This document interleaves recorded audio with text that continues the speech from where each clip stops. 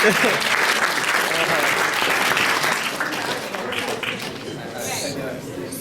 raise your hand if you would like to be on the judges panel for Aubrey de Grey. Tanya Jones, definitely. Kevin Russell, yes. Kevin Parrott, yes. All right, anybody else? Ryan. Ryan, sick. What? Ryan, you've been vetoed. You got vetoed by Mark. You're vetoed.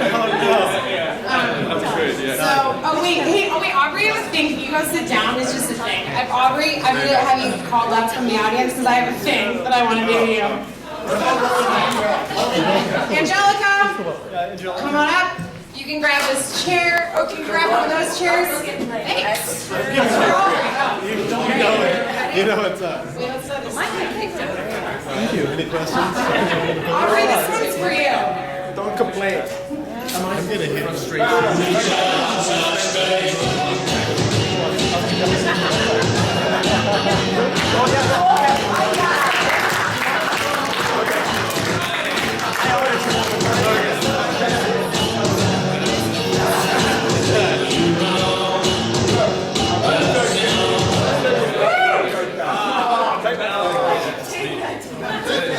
It was up there for 10 fucking minutes. What the ID you want? Wait a minute, can you thank you? Aubrey, it's too late. I've already taken a picture of you there. Yes. One of the more hilarious things I ever saw. Half the panel up here works for me. I mean, Jesus Christ. Wait, they do? Oh. Perfect. Wait, Kevin, get in there.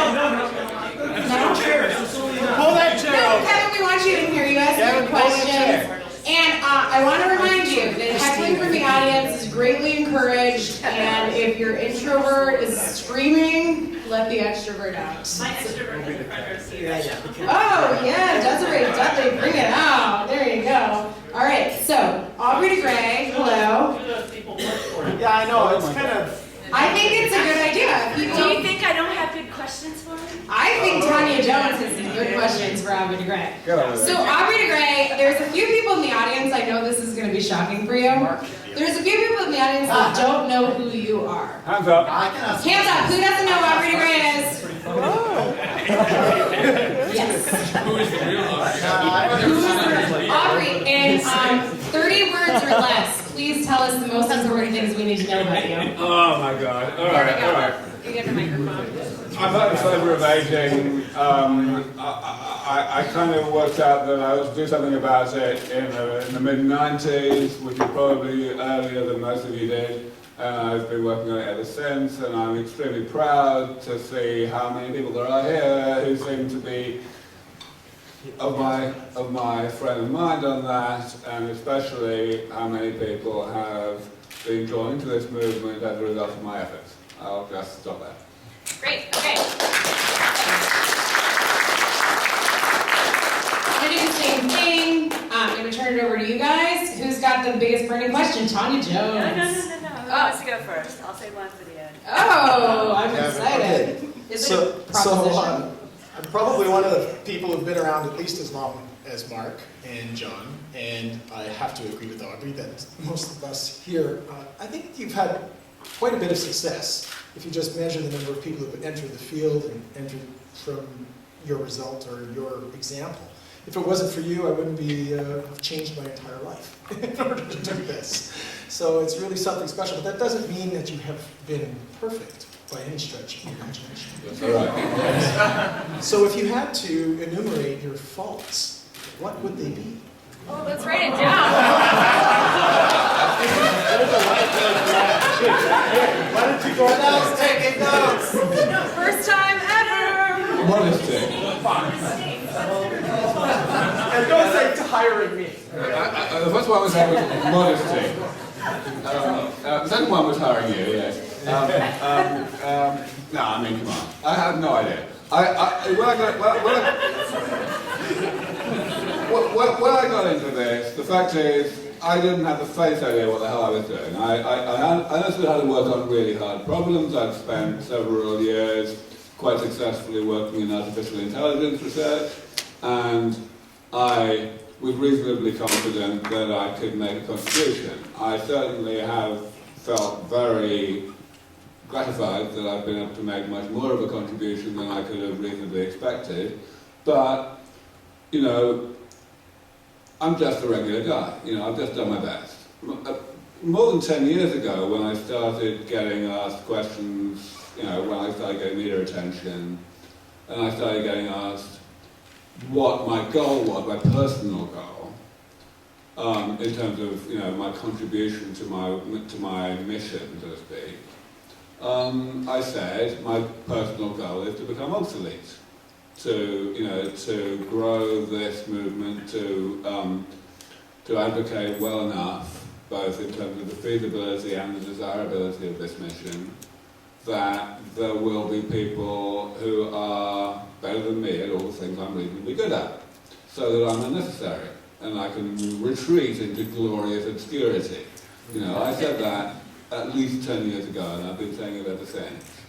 And one of the things that makes me particularly happy these days, over the past year or two, is that I can actually see that particular light at the end of that particular tunnel.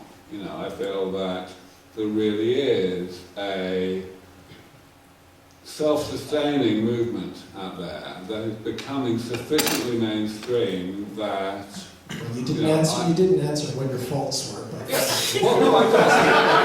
But it's okay, Aubrey, it's okay because I answered for you. My faults are numerous. I'm not very good at advocacy. I'm not very good at, you know, getting out there on stage and getting people to do things. I'm as good as I can be, and I've got better over time, but I'm sure as hell not, you know, I'm not stellar.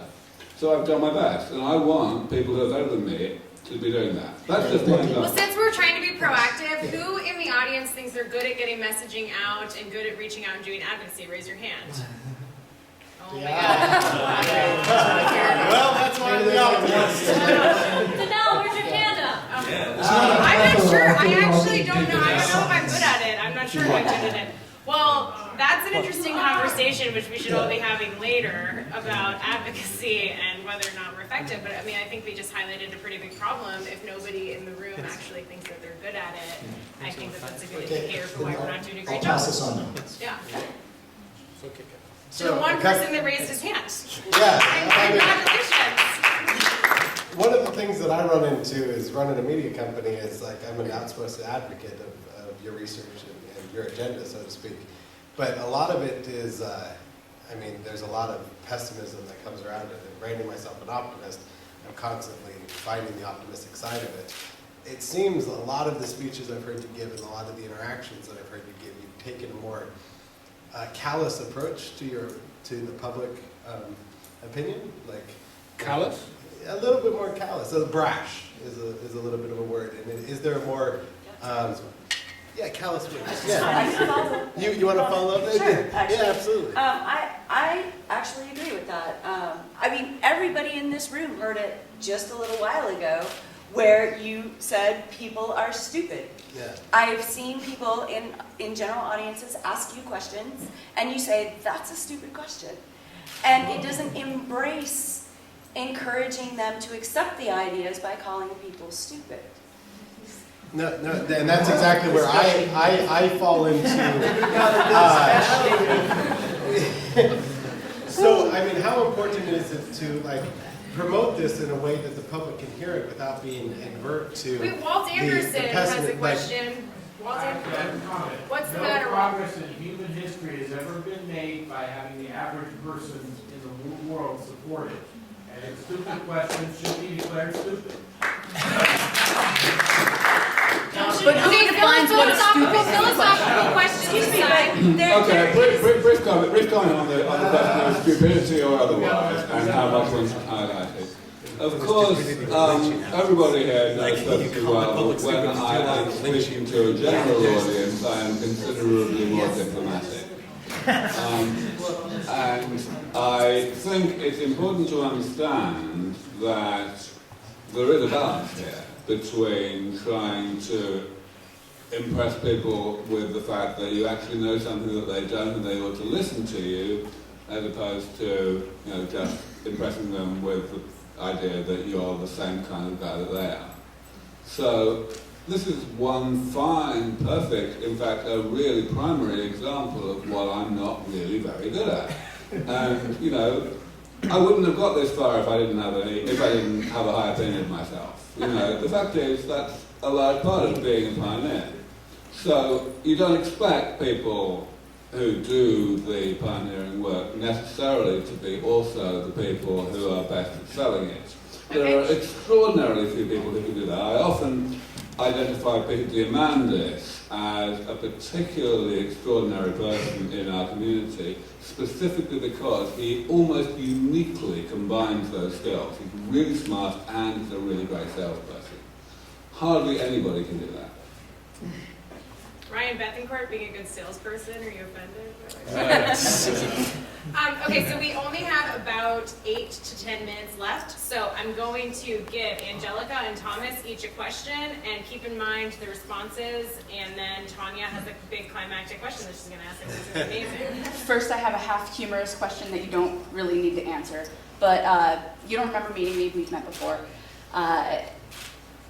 Having been someone who's almost run you over in Mountain View, why don't you wear a helmet when you're biking? As being someone who really thinks you can live forever. You just think you nearly ran me over. Okay, Actually, I was perfectly safe. Okay, real question. Aubrey's lifestyle choices are, you know, debatable. we here in Silicon Valley, I mean, pretty much everyone in this room lives a pretty privileged lifestyle. I think everyone would be willing to admit that. In terms of access to life extension technologies and in terms of wasting, or not necessarily wasting, but management of resources once population increases due to increased lifespan, have you thought about the societal effects of life extension, say 50 to 100 years from now? And I'm going to veto that question because I think it's irrelevant to what we're talking about. Sorry, but I think that question has been talked about in other forums, and I think you can talk about it another time. But I think that we've talked about that in different forums, and I think we want to get down to what we're all actually working on, and that's not what we were trying to focus on. Sorry. Yeah. We don't have that much time, and we need to keep it focused. Go ahead. What do you think about spreading anti-aging stuff to the younger populace? And do you think it's any different from spreading it to a normal? I've always found that younger generations are considerably more receptive to this message. My personal take is that this is simply because they haven't forgotten how to aim high. You know, they haven't been ground down yet. And so absolutely, I feel that the younger generation is totally the way to go. And I think this could be exploited more. You know, very much in the same way that you know, people who sell shoes or other consumer products basically do it by selling it to the kids and getting the kids to complain to their parents until the parents give in. You know. Can I tell you about, you know, is Reva in the audience? Reva, are you here? She was. Reva, do you have something to say about, I just want to run the mic to Reva, actually. Reva, can you run up here? Reva's a great advocate. Yeah, Reva's a great communicator, even though she didn't raise her hand, so we're questioning her communication skills. But Reva's a great person to talk about spreading messaging to youth and how to communicate with the youth population. If you don't mind, I'm going to advocate to her and let her have a little moment. Got it. What was the question? Oh, just she's obviously not a good listener.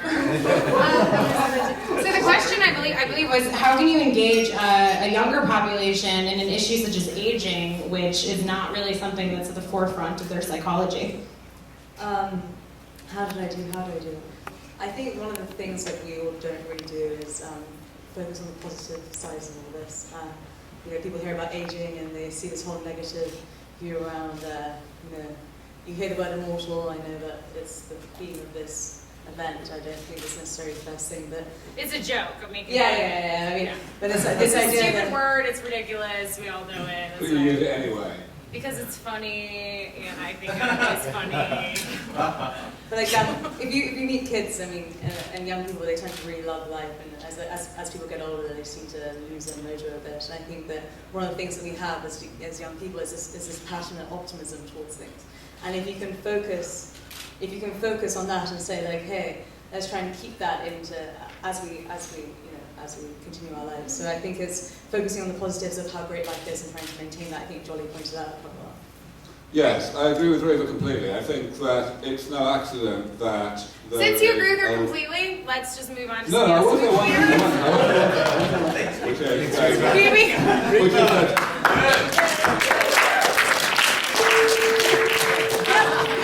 want to say one brief thing. Okay, one brief thing. It's no accident that people in this community tend to have a good life. We tend to have worked out how to get a really high quality of life. High quality of life is the ultimate thing that leads to an understanding of the desirability of a high quantity of life. We have, ultimately what we have to do here is to understand that people who have a low quality of life still need to support us, and they're not going to support us very easily because they don't really see so much value as we do in extending that life. That's the big problem. I got a question. So at the beginning of everything, back in 2001 with the Methuselah Foundation, we started working our way through prize strategies, we worked our way through research strategies, and then we started looking at funding and the rest of it. But we really never focused on patients, patient advocacy, and I went through a bit of a cancer scare, and then really, that focuses the mind. There was really nothing more focusing than being diagnosed with a terminal disease. So where is the energy for medical development in SENS and aging? It's with the patient and the patients and the caregivers and people who know they're going to be patients. But we're not tapping into that. Have you changed your opinions on this? I haven't really changed my opinions, but I have changed the emphasis of my presentations. If those of you who've seen the talks that I've given over the past year or so may have noticed that there's a great deal more actual minutes spent on emphasizing and spelling out in extremely monosyllabic terms the relationship between aging and the diseases of old age. And, you know, that probably should have been in there a long time ago, but I just kind of thought it was obvious, because it is fucking obvious. But, you know, it's in there a great deal more explicitly now, for exactly the reason you said. Well, okay, what's your question? Go on, Randall. Okay, so because you were just addressing younger populations before, and now kind of like, people in Silicon Valley, good life, etc., blah, blah, that's all very nice. But when you're really talking about how do you get the work that we want to do funded, you want money into it, and you look at the large amounts of funding that are going to, say, I don't know, the Olympics. You look at the large amounts of funding that are going into certain kinds of diseases that are supposed to be prevented or cured. But the real problem is that if you look at the mainstream, and I'm not talking about young people, specifically, as young people are probably the most supportive of this, but the people who actually have the political clout, who are not necessarily the young people, who don't see that life extension is in any way related to what their problems are, or that it's realistic, because they're healthy. You know, they've got this whole background where that sort of stuff is science fiction talk, that's future talk, that's, you know, younger people are more like, oh, science fiction isn't so far away, this is more my stuff. But the people who really have the political clout aren't those people. So, you know, from your background and what you've been doing so far, how much has what you've been doing been able to change the minds of the people who actually have clout there, maybe bring some money into that area, make that a respectable type of research, rather than, say, just disease prevention? Yeah. Anything? So it's been very, very hard. And ultimately, the main reason it's been hard is because policymakers ultimately have one goal in mind in their entire presentation, which is getting re-elected. So ultimately, their policy follows public opinion rather than leading it. So that's why I spend such an extraordinary amount of my time on camera and on stage and so on, trying to educate the public, trying to improve the quality of debate and the quality of thinking about this, so that there can be a greater public acceptance of the importance and the reasonableness of doing something about aging, which will in turn lead to changes in public policy. I don't really think that there's any other way, except of course doing an end run around it by going through philanthropy, which is what we do. Right, but that's really comparatively small. Comparatively small, but let's remember that we don't need much money. At this point, all the work that Sense Research Foundation does is preclinical. It's cell culture and mice, right? Even the extramural work we do. And that's kind of okay, because I still believe the same thing that I've been saying since 2000 or so, that once we get really dramatic progress in the lab, in mice, in terms of taking mice that were already middle-aged before we did anything to them and extending their longevity by a lot, then we are going to have solved this political barrier. We're going to get people to take notice. But in 2001, did you think in 2014 we still wouldn't have done that? Yes, I did. I thought that the only way that we would do it in 10 years, which is what I started saying in actually about 2004, was subject to funding. I absolutely said that. I think that the progress that we have actually made in the past 10 years, since I first started making predictions, has been about 1/3 as fast as it could have been with unlimited funding, and that's roughly as fast as I think it would have, I would have said it would have been, given the funding that's actually been forthcoming. But getting funding is a failure on all of our parts. I agree. Okay, Tanya, did you have a good question that you wanted to ask? I don't know if this is a good question, but, you know, planning ahead. Aubrey, I have one simple little question for you that is of interest to both my ventures. When do you think you're going to need your new liver? All I can say is my liver doesn't seem to be going downhill at the moment. I'm a good deal older than you. And you don't exactly hold back. It's planning purposes only. Yeah. That's all. I like Tanya, we have the same question about your lungs, let's be honest. Andre? Danelle is still on my mind. Angelica asks an excellent question. What happens if we fix aging? I think that we're all going to die in some capacity because heat death of the universe and stuff. But along the way of being biologically immortal, so to speak, I know that a lot of the issues with like reproduction and stuff have been covered, but I think it does bear spending at least a minute addressing the earlier question. Okay, well, hold on. I don't think Aubrey is necessarily the best person to answer that question. Of course I'm the best person. No, Aubrey. On the bar. First of all, honestly, I think that's an interesting question, but I think we can talk about it amongst ourselves after this, because the focus of this evening, to bring it back, who still doesn't know why the fuck we were here? You want to raise your hand? Anyone? Okay. So,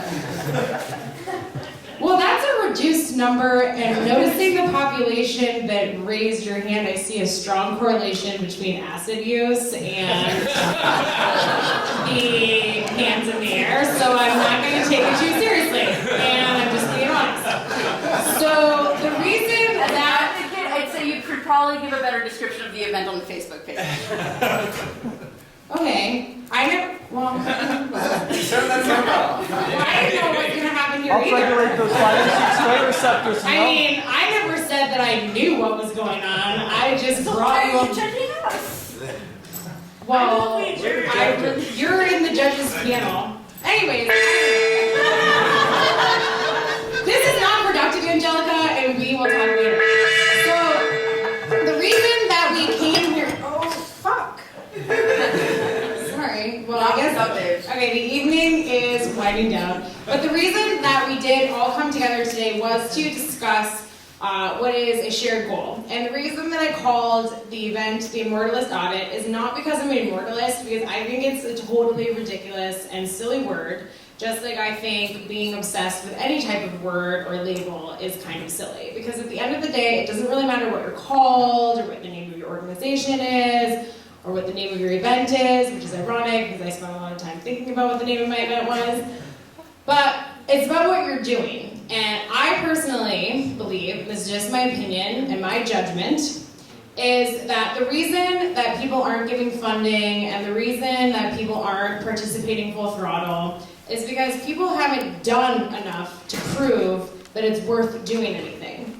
And the most important thing is to continue doing something towards your goals and lead by example that doing something can make a difference. And if you do something, such as some of the people in this room, such as Aubrey, such as some of the people up here, such as John Schlondorn, such as Margaret Synthago, such as Halcyon Molecular, build a company, do something to further the goals that we're all talking about, and then you can go and you can have a lot of clout and tell people that it's worth doing something.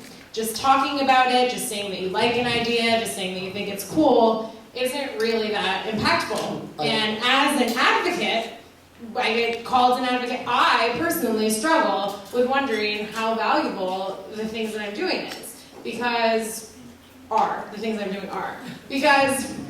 you don't know how many people are responding to your messages. A. Jolly doesn't know how many people who see his talk actually go out and do something. And I think that we can all do a better job of inciting others to do something. I think we all do a better job of actually do something ourselves. And I hear a lot of people saying they're techno-optimists. I hear a lot of people saying that they love technology. I see a lot of people running around saying they're life extensionists. I see a lot of people running around saying they're immortalists. But they're not doing anything about that. And I think that that's something worth actually asking a question of yourself, audit yourself, ask yourself tough questions, look in the mirror, say, what am I doing to actually further my goals? If I really give a shit about this, then what am I doing to actually make a difference? And that was the point of the evening. That's why I brought you here.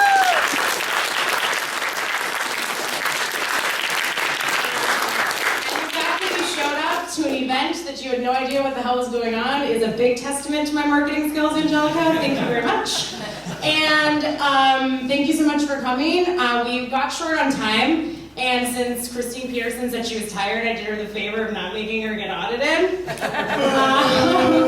But we'll save it for next time, Christine Peterson, I'm coming for you. And is there anybody that has like a burning, intense thing that they want to say that they cannot survive before standing up and saying it? Where's dinner? Oh, okay. Dinner, Annie Jacobson. So I've been hearing about people wanting to pool funds and get money for their idea. I work for CrowdTilt, and they pool funds for different ideas, anything that you're thinking of.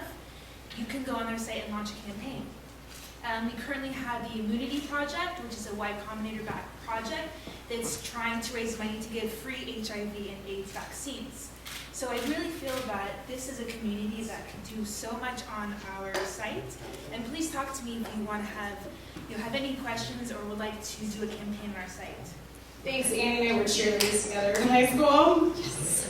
So, okay, dinner is downstairs. If you know where the Mediterranean rooms were, if you just kind of follow